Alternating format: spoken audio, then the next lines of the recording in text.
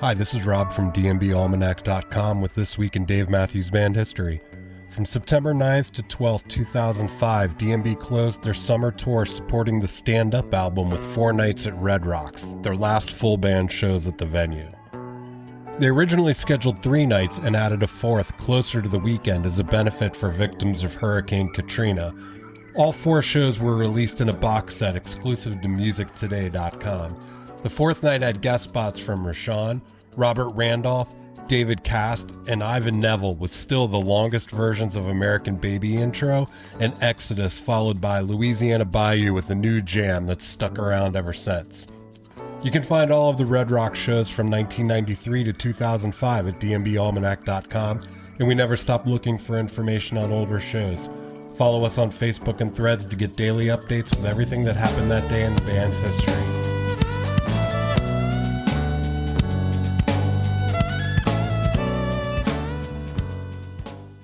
Have you ever stopped to think about the fans behind a band? What is it about the music that keeps fans coming back for more? Or is there more? My name is Renae Lipsmeyer, and I am the host of this podcast, The Space Between Podcast, the podcast where we talk about the fans of the Dave Matthews Band. Each week, a fellow DMB fan joins the show to discuss their journey with the band. Welcome to the Space Between Podcast.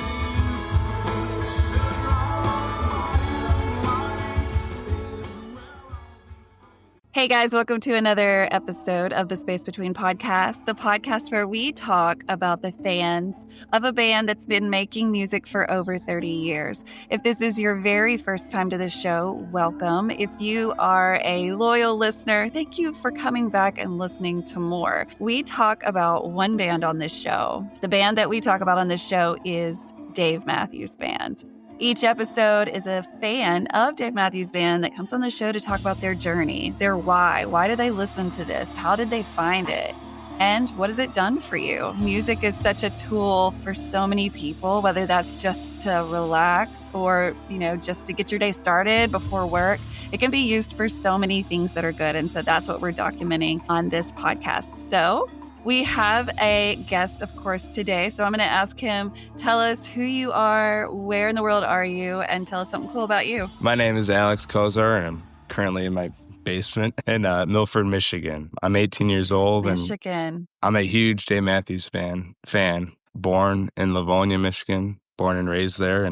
I love Dave Matthews Band, and I'm ready to talk about it. Yeah. So what do you have? I know you play sports, so let's talk about that a little bit. What do you do for fun? So other than listening to music and going to concerts and stuff, I do have a life. I play hockey. I'm starting to go play college hockey at Schoolcraft College. It's a 2-year college, and just starting up with the hockey season at Schoolcraft, and I played baseball up until high school, but I chose hockey, and I'm playing hockey for Schoolcraft. Go Ocelots. Yeah, congratulations. That's a big deal. And thank you. Yeah. That's going to be so much fun. That's going to be so much fun. It's a grind. It'll be for challenging. Sure. Yes, it will be.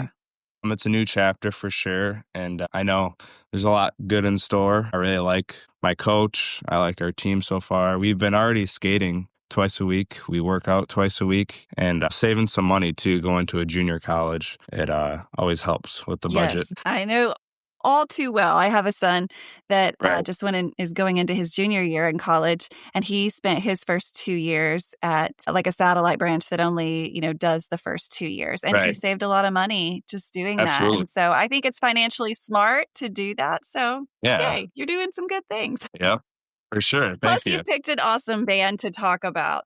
So I'm going to ask the question that I like to kind of begin the story. Where in the world were you when you first heard of Dave Matthews Band? How did this enter your life? Before I started listening to them a lot, almost every day, consecutively, I thought the Dave Matthews Band and other bands out there that I listen to now, I thought they were just I didn't understand it, because as an 18-year-old, I'm 18. I didn't get it. I listened to whatever was out there, on the radio or the new stuff that was out that I think now is I'm not a big fan. I mean, sorry if you like the music these days, but I just I don't think it's real.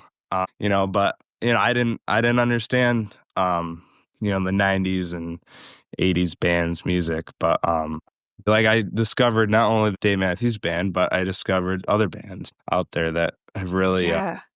been a big impact on my high school career for sure, and just Yeah. years pass, so it's been a huge I guess journey with this band and making a lot of memories, so my parents are a huge influence, of course, of my experience, going to shows and buying the new live tracks that come out for Christmas. Right. That's just always something special. We have a CD player in our basement.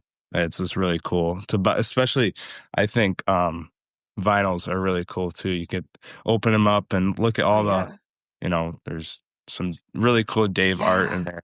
And just Yes. really cool just to look at that stuff and get into it. It's really cool in my Yeah. opinion.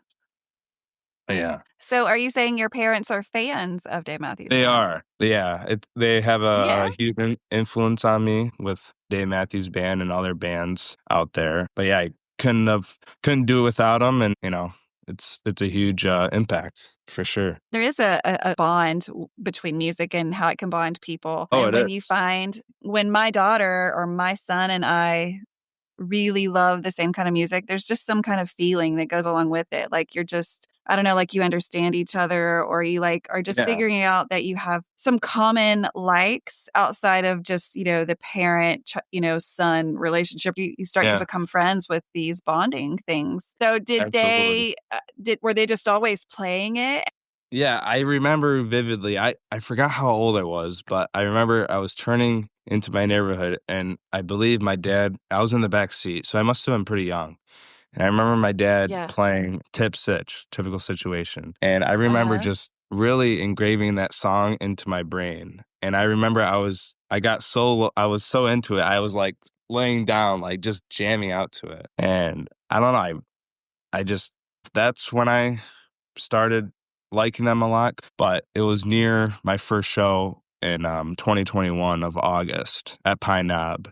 And after that, I was completely hooked. And, Yeah. you say like, oh, I can't miss a show now. Yeah. Or, one close by, you Right, got I to go.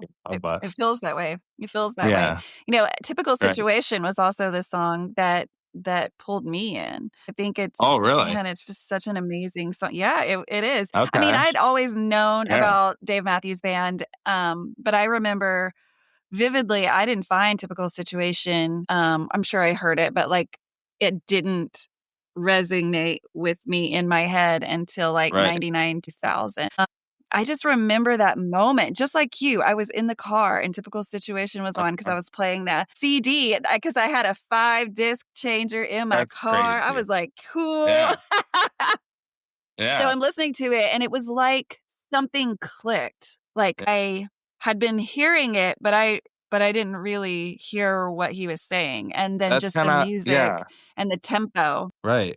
That's kinda how I was too, like, in my younger years as a kid and then becoming a teenager, I would hear Dave Matthews Band, I would hear it, but like I was telling you, like, I didn't really understand what the whole hype was, especially Right. until I went to my first show, I wasn't going in blind necessarily, like, I knew the music because I listened to them, a lot.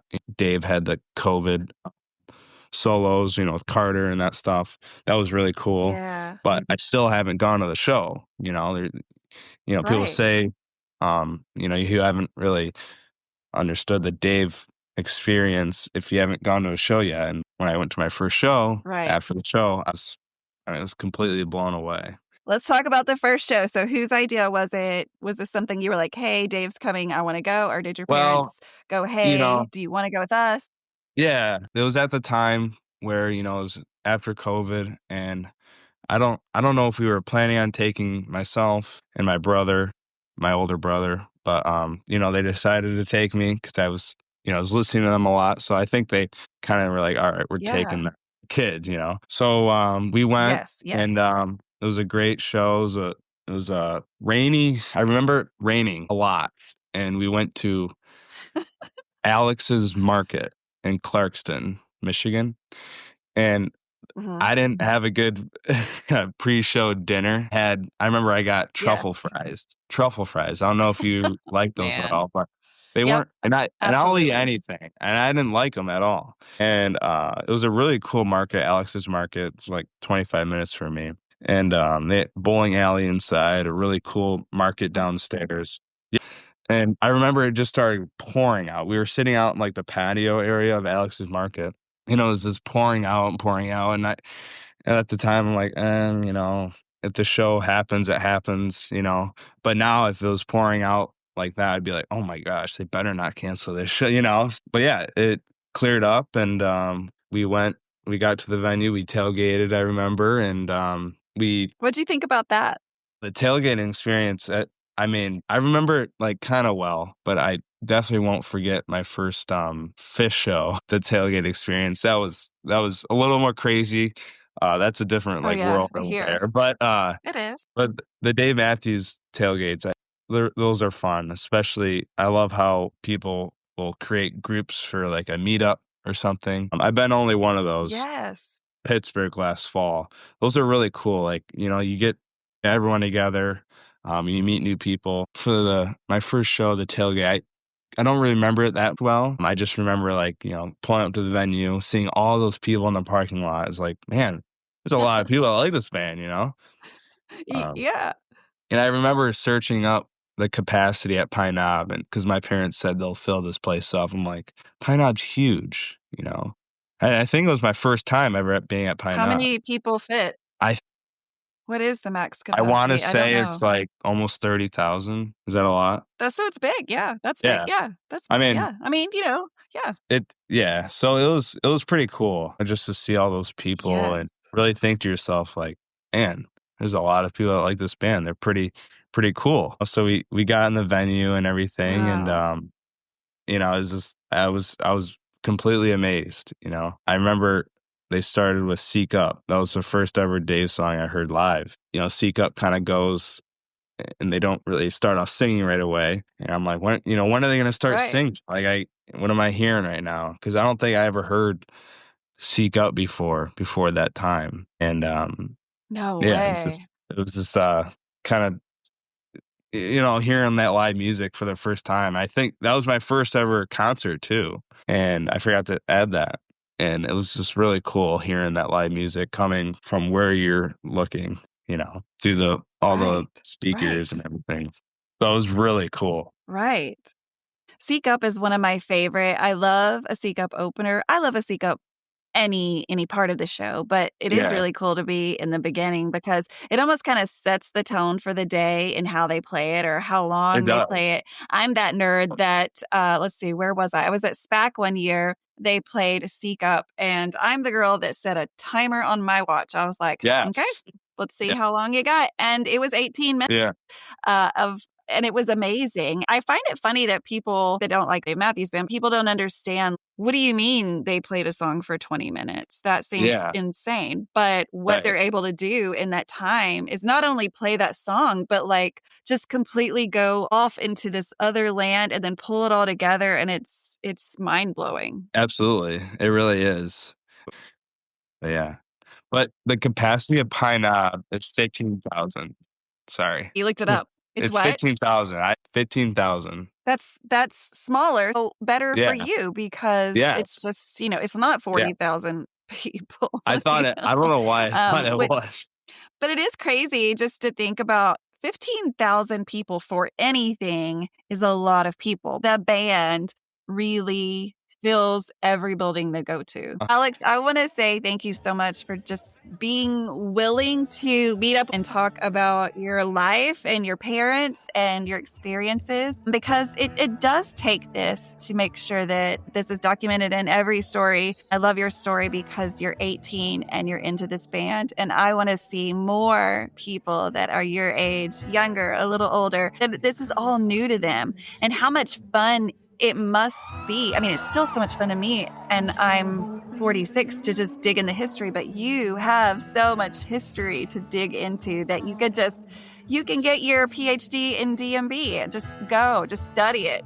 So if you're interested in documenting your journey being on the show, chit-chatting with me about our favorite band, all you have to do is simply reach out to me on any of the socials. I'm on Facebook, Instagram, TikTok, and the email for the podcast is very easy. All you have to remember is the name of the podcast and my name. So if you've got that down, you can remember the email. It's simply Renae at the space between podcast DMB.com. So you can't forget that. So send me an email and we'll get you booked. But in the meantime, guys, peace, love, and Dave Matthews Band.